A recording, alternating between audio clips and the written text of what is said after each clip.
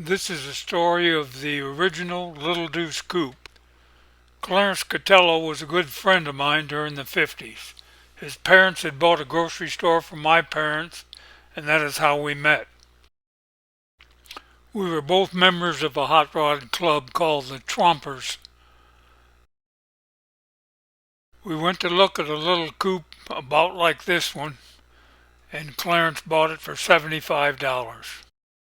It was owned by a guy named Ziggy who used to do customizing in Dearborn, Michigan. And the first thing we did was put an Oldsmobile engine in the old car and hooked it to a Ford transmission. That's how I learned how to rebuild Ford transmission. The first body work was done by Pete's Custom Collision, and that's where Paul Hatton, the striper, worked out of. And we got it in white primer. I did my first striping, copying the things that Paul Hatton did, and that was the first car I ever striped. Next, the Alexander brothers put the famous nose on the front and reworked some of the back, and again Clarence repainted the car and got it in show condition.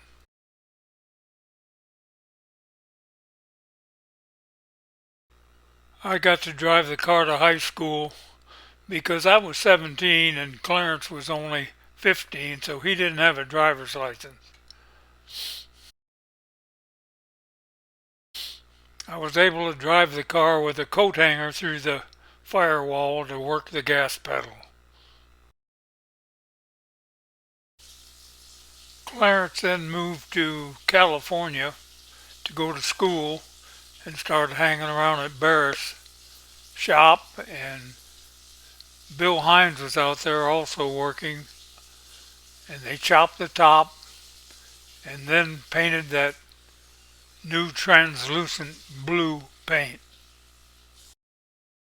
Barris got a call from the recording company. They needed a car for the cover of the Beach Boys album, so he took the Little Deuce Coupe. Clarence went out there with Big Daddy Ed Roth and took the pictures that wound up on the album cover. After redoing the car 4 or 5 times, and Clarence decided to sell it and sold it to a car club somewhere in the Northeast. Then it was sold to Ray Wallazak, who kept it for over 30 years. Ray was a member of the Old Farts Car Club. Clarence bought the car back just before he passed away. Here it is at the Henry Ford Museum for the 50-year celebration of the 32. And the Little Deuce Coupe is now under a full restoration by Daryl Hollenbeck and will soon be returned to its original glory. Stay tuned for more of the video series by the Old Farts Car Club.